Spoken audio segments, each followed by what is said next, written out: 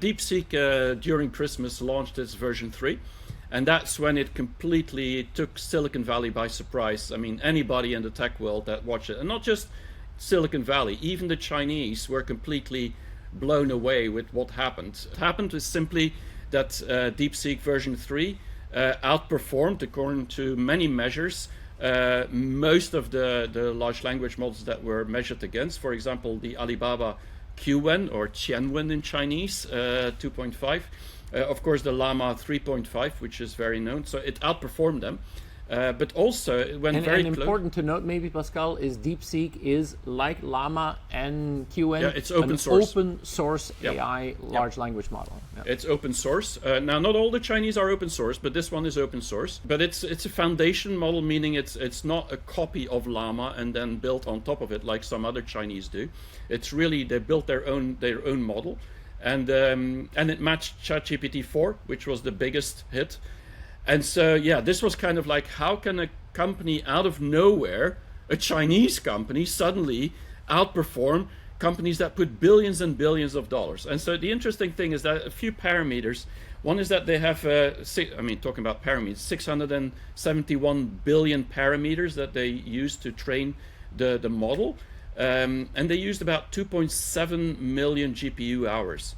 That is 11 times less than what Llama used to train its model.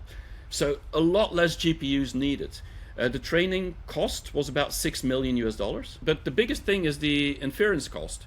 I mean, it's 0.27, so 27 US dollar cent per million tokens, compared to $3 for Sonnet or for many others. It's in the dollar range. Here it's in $cent range. It was really cheap.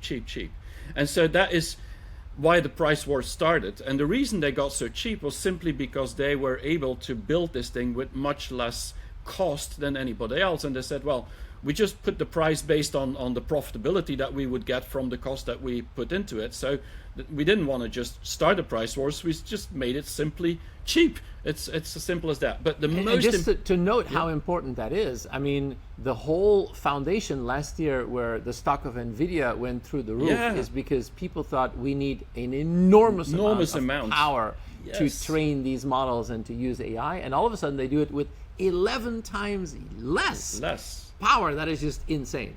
The chips themselves were not even the chips that OpenAI is using. No. They used H800 chips, which is like limited version that China can get because it's not able to generate the same. It's the Aldi version of it's the NVIDIA. Aldi version of the H100 chips that is used in the US. The interesting thing is that the founder, Liang Wenfeng, he basically he studied AI at Zhejiang University. Zhejiang University is one of the best universities in China. But most of the people that actually work at DeepSeek are just recent graduates or PhD candidates from Tsinghua and from Beijing University. And DeepSeek has selected specifically, and that's what's interesting, specifically engineers that are not interested to make money. They just want to do deep tech. I mean, DeepSeek is about deep tech, and they want to prove a point that they are the best tech guys around. And so they've built this company, but none of the team members is actually non-Chinese, and none of them has studied overseas. So it's purely a local development, and that has proven a point for China.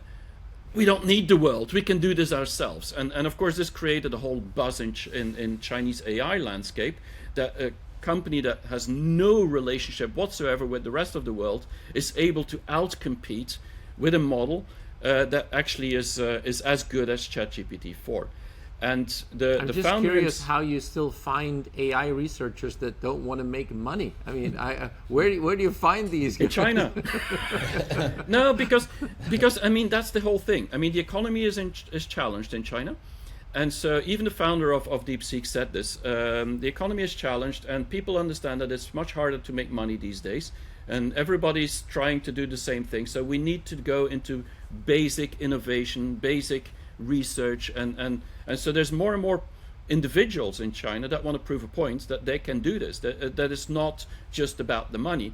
and maybe because they're in the middle class, they don't need the money just like their parents or grandparents needed it. So there's a whole transition happening. But it's quite interesting to see that the founder of DeepSeek said that it's the reason that I mean, money is not an issue in China, he said. The issue is the chips. And so we are contained by the US, but that has helped us, just like Li Kai-fu says, I mean, necessity is the mother of innovation. So if ultimately you have to do it, and that's what we said about Europe, if you have to do it, then you start doing it. And so I believe that DeepSeek has set the bar very high for every Chinese AI company now. But not just any Chinese AI company. Any I mean, globally. it's globally. Yeah. I mean, but I think you're absolutely right. The fact that they've been able to do it with such limited resources shows that there is still an enormous amount of potential going forward. Yep.